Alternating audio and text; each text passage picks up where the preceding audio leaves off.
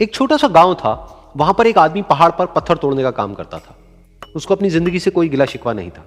पूरा दिन वो काम करता, मेहनत करता, दिन के एंड में जो थोड़ा बहुत पैसा मिलता वो जा करके अपने परिवार के साथ में थोड़ा सा टाइम स्पेंड करता और चैन से सो जाता। तो एक दिन रोज की तरह वो अपना काम खत्म करके अपने घर की तरफ जा रहा था, तो रास्ते में चलते चलते उसके मन में ख्याल आया कि ये भी कोई जिंदगी है कि सुबह से शाम तक मैं पत्थर तोड़ने का काम करता हूं और एंड में मेरे को थोड़े से पैसे मिलते हैं, जिसमें मुश्किल से मेरा और मेरे परिवार का गुजारा हो पाता है। काश कुछ ऐसा हो जाए कि कहीं से मुझे कोई ऐसी शक्ति मिल जाए कि जो भी मैं चाहता हूं वो सच हो जाए। वो अपने घर पर गया, उसने खाना खाया, लेकिन उसका ध्यान खाने की तरफ नहीं था। उसके दिमाग में यही ख्याल चल रहा था। उसके बाद में वो यही सोचते सोचते सो गया। फिर नींद आने के कुछ देर बाद उसको एक सपना आया।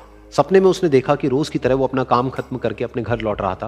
रास्ते में उसने एक बहुत ही बड़ा घर देखा और उसके मन में आया कि काश ये घर मेरा होता और मैं इसका मालिक होता। और उसके सोचते ही वो उस घर का मालिक बन गया। उसको यकीन ही नहीं हो रहा था कि जो उसने सोचा वो बन चुका है। लेकिन उसकी खुशी ज्यादा देर नहीं टिक पाई, क्योंकि उसको एकदम से एक शोर सुनाई दिया। उसने अपने घर के बाहर देखा कि एक बहुत बड़ी रैली निकल रही है, जिसमें बीचों बीच एक पॉलिटिशियन है जो ऐसे ऐसे हाथ हिला रहा है। और वहां पर जितने भी लोग खड़े थे सब उसके नाम के नारे लगा रहे थे, उसके आगे हाथ जोड़ करके खड़े थे, सब उसको देखने के लिए तड़प रहे थे।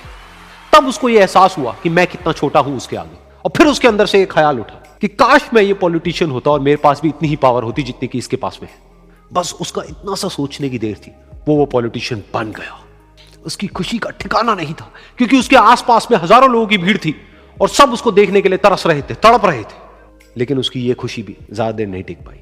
धूप बहुत ही तेज थी और उस पॉलिटिशियन को आदत नहीं थी इतनी गर्मी में रहने की। तो उस धूप की वजह से उसको चक्कर आ गए और वो बेहोश होकर के गिर गया।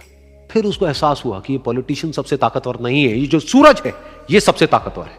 और उसके मन में आया कि काश मैं ये सूरज बन जाऊं तो मेरे आगे कोई नहीं टिक पाएगा। और उसका इतना सा सोचने की देर थी और वो सूरज बन गया। और वो खुशी से पागल हो गया, क्योंकि पूरी दुनिया को वो ही रोशन कर रहा था और पूरी दुनिया में ऐसा कोई नहीं था जो कि उसकी रोशनी को रोक सके।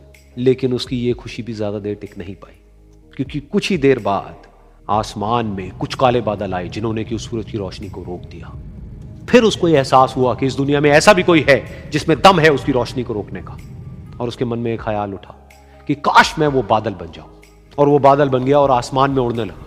उसको ऐसा लगा कि मैं आसमान में उड़ रहा हूं और अब मैं जहां चाहे वहां जा सकता हूं।